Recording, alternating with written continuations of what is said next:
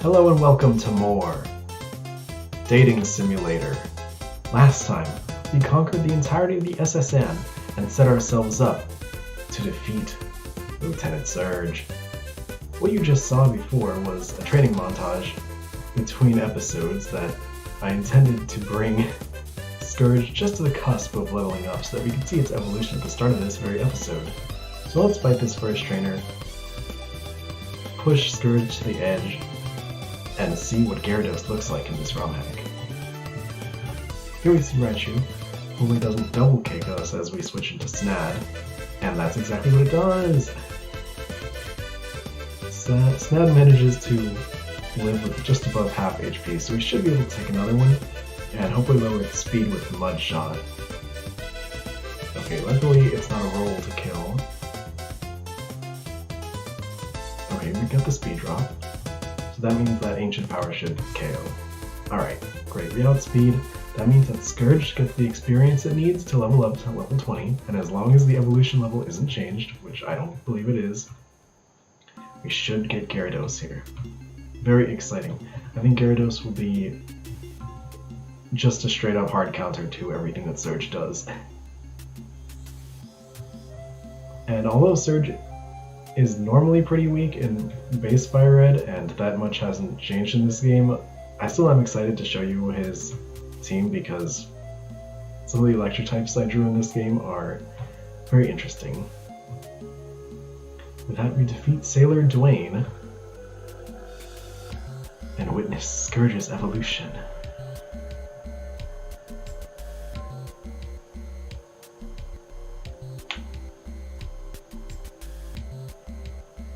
I hinted earlier with Scourge's name itself that it's based on the Desert Scourge from Terraria's Calamity mod. And here we see that inspiration come to fruition as Gyarados is buried in the sand.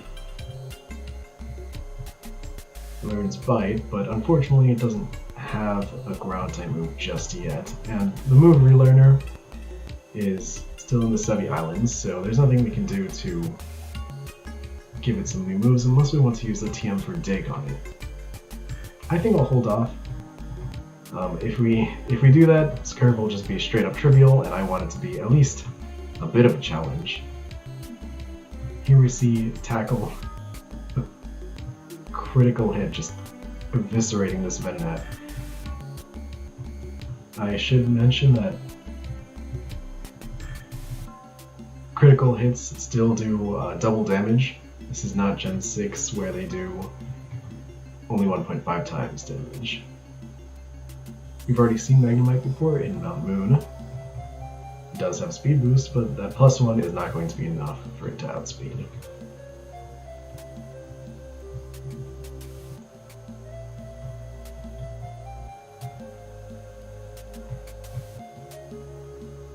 Okay, well this Pikachu tickles us, so Gyarados' attack is dropped. Dang, Nimbus just barely missing out on the KO. Alright, that didn't take too long. Yeah, I'm not sure what they were doing with this puzzle. They just made a puzzle based entirely on RNG with no depth whatsoever, just luck. Anyway, let's fight. Hey kid, what do you think you're doing here? I saw you digging through all my trash bins, kid. Do you know how hard my staff work to clean them? They take out the trash every day. Same as I'll do to you. Alright. Here we see Doduo, an electric steel type, so we really don't have anything on Scourge to hit this thing. But yes, Doduo has been turned into a cyborg. Cyborg bird. I don't know, I can envision Doduo or maybe Dodrio as a future Paradox Pokemon. Maybe like Iron Biped or something like that.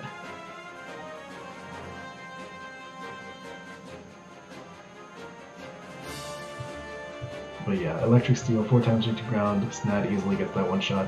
We see Venonat, who we've already seen before, no reason to gawk at it. It just gets one shot very easily. Snad getting a bit over-leveled here. Ninetales is really what I'm excited about. As you can see, well, let's wait for it to come out. Very exciting, but as you can see, it is a weather Pokemon. I'm very happy with this design, and I've been excited to put a Ninetales on my team since the start of the playthrough, so hopefully we get one soon. Spoilers, we will probably not. It is a bit later on in the game. You see it uses Substitute, which is very cool. I don't think there are that many enemy trainers in the vanilla Gen 3 games that use Substitute. Oh, the AI does not know how to use Substitute. That's a bit disappointing. It might just substitute itself to death here. I definitely didn't give it a choice band or anything, so I don't know why it's stuck in the Substitute loop. It might just not have any non-electric type moves, like Substitute might be the only thing it can do. So yeah, I should not have, I should have predicted the heal there, but yeah, it's pretty sad actually. I kind of want to give Ninetales a chance to do something at the very least, but Sandstorm just takes it out. That's sad, that's a bit tragic. Alright, Cliff Fairy's Iron Charm. Might be good if you're doing a Nuzlocke, but I'm not doing that. And we didn't have any deaths, this fight wasn't even close. Now that's a shocker. You're the real deal, kid, find it. Take the Thunder Badge. Thunder Badge cranks up your Pokemon's speed. It also lets your Pokemon fly lightning quick anytime, kid. You're special, kid. Take this. TN third floor contains Shockwave. Teach to an electric type Pokemon. Okay, Shockwave. I don't think any of my Pokemon can currently learn that move.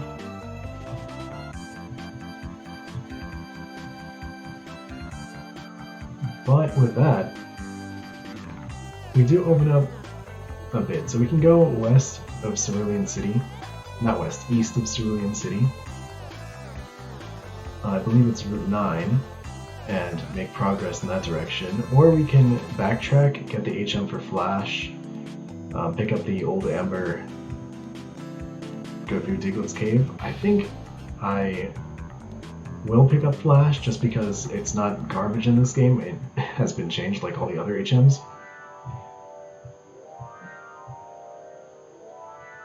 And I also would like to showcase some of the stuff. Yeah, we've already seen Diglett before. I don't think it has Arena Trap, but it is still fast, so it does get off a dig here. I might as well get the experience. Yeah, Baton Pass might be useful, again, if you're doing Nuzlocke.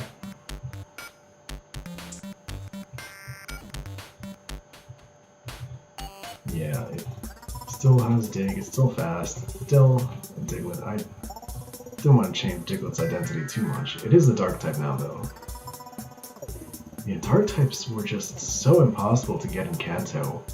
The only option you have for Dark types in Vanilla FireRed is hoping that you can evolve Eevee into Umbreon, but FireRed doesn't have a timer, so the game can't tell when it's nighttime.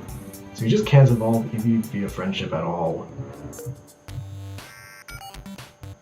I think Agility is slightly more useful than Feather Dance on Wartortle there, so I will take it. But yeah, no Dark types in Vanilla FireRed, which is why I felt compelled to add at least a few. This map gave me an error in HMA, but not an advanced map. Yeah, for some reason this specific room is just a bit weird. I don't know, Hexmaniac Advanced is the software that I use to modify this hack, this ROM. It's an incredible piece of software, incredible tool. If you ever get into ROM hacking yourself, that's the first thing you should download. But Advanced Map is the older one, so it's existed longer, I'm more comfortable with it.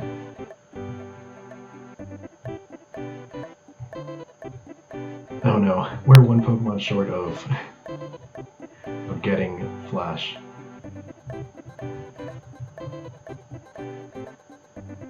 Yeah,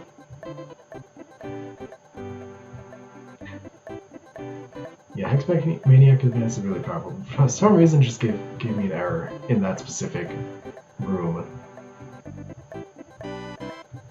Okay, we haven't got a Pikachu, so I could catch it, add it to my Pokedex, and get Flash that way. But I would like to catch a Pidgey just in case we need a fly user at some point in the game. Hopefully we can just nab it in one ball, like we've been doing. Okay, great, great.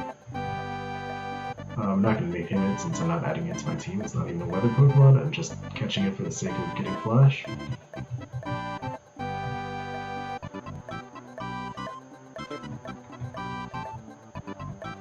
Okay, lovely. We get Flash, which in this game has been changed to a damage-dealing electric-type move with 40 base power, so it's still pretty bad. But at least, you know, it might have a place in someone's coverage move pool, like Clefairy here. It doesn't really care about Pound.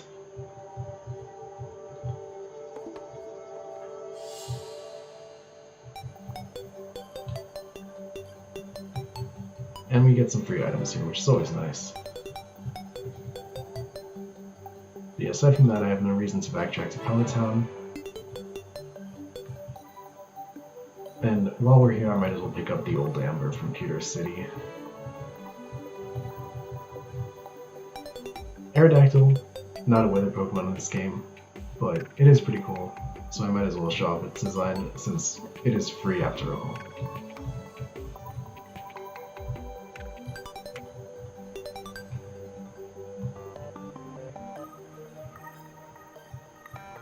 Yeah, this dialogue has not been changed at all, so I'm just fast forwarding through it.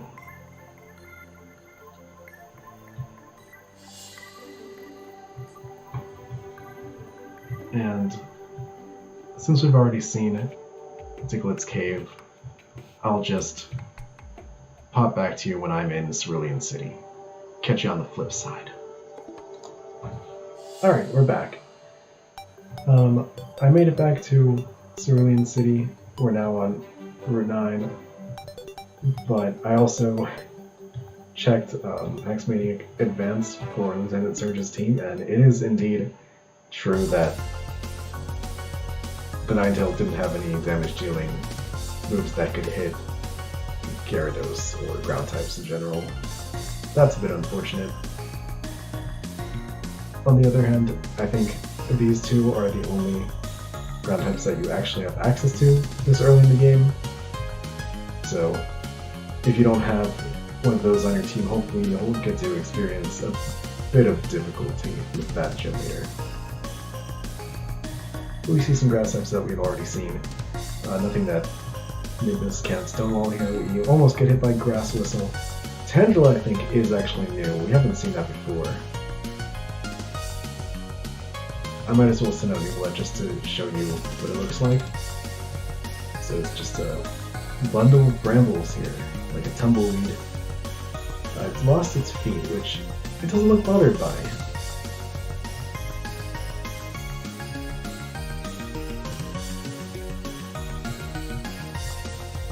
I think this is a TN for Aerialace, which is good to have, but sand, this guy really likes sand. Me too, dude, me too. But I can actually make use of it.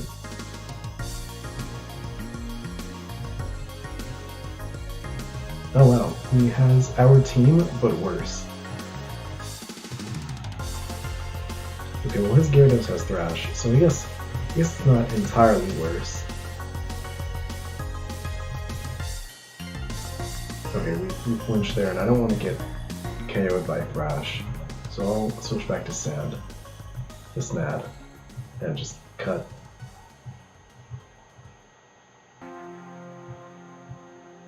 Yeah, as you saw there, Gyarados with Sand Veil, kind of wild. I mean, Intimidate, Team Diversity, what's that? Intimidate is a very good ability. Sand Veil is just, it's just pure cheese, really. You just fish for misses. Here we see Charmeleon. I think this is the first time we're seeing Charmeleon in this game.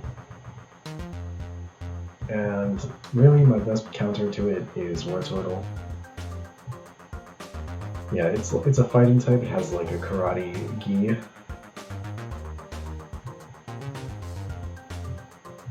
Nimbus is getting a bit over-leveled here, but it's not that big a deal. There is a Pokemon Center coming up soon, so I'd like to try getting to it. Weedrill here is not a Pokemon that we can hit very easily, so I think we'll have to send Nimbus back in. With the confusion, so ultimately not that big of a deal. Scourge getting a level there, Weedrill, another Weedrill. Another confusion, this time it doesn't hit himself, and that's pretty easy. I don't think this grass has anything new, but we get Ether there. Let's see, should I continue? Yeah, I think I'd like to go back and heal. Okay, let's continue. There are a couple paths to this route. I think I will fight all the trainers as usual, just for the experience on Scourge. Paris is not a Pokemon that Scourge can even hit, but Nuvolite can knock it off. Weedle is a steel type, but not very threatening. This one just gets one shot. This guy is going to the same destination as us. Man, I just can't talk today. Sandshrew is an easy target for Clefairy.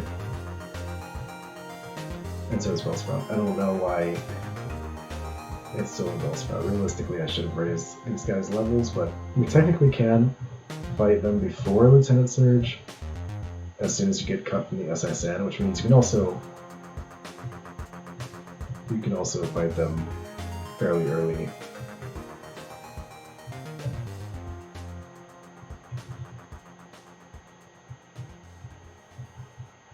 Alright. And nothing here but a patch of grass that we don't need. There is a hang item here. Chestoberry. Useful if we ever get put to sleep. The light can just come in and pour a farm off of this guy.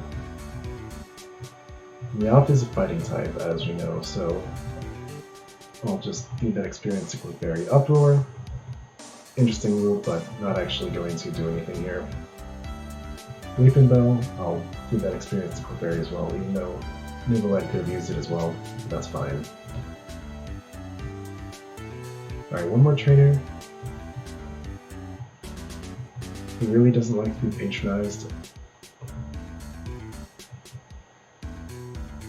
And Triple Kick doing pretty much nothing as we find ourselves on Route 10. There are a couple Pokemon in that grass. Some electric types that'll hint at what's to come in the power plant to the south. Let me demonstrate. Okay, well here's a Farfetch'd. It's not an electric type, but it is a steel type. I kind of like the Noble Night direction that both my version of Farfetch'd and Sirfetch'd have going on. Here's a Doduo that we saw earlier on the Surge's team. In case you want to add it to your own team, you can do that here. With that said, I think I will end the episode here. No, it'll be really anticlimactic to start the next episode fighting this random ass trainer, so I'm gonna do that here, and then we'll end the episode. Here we see Wigglytuff the first time. Okay, I guess that'll be the payoff. That'll be the climactic reward for the episode. Defeating Picnicker Heidi and getting this cherry berry. In the next episode, we will go through Rock Tunnel, make our way through Lavender Town, and hopefully pick up our next team member. Until next time, thank you for watching and goodbye.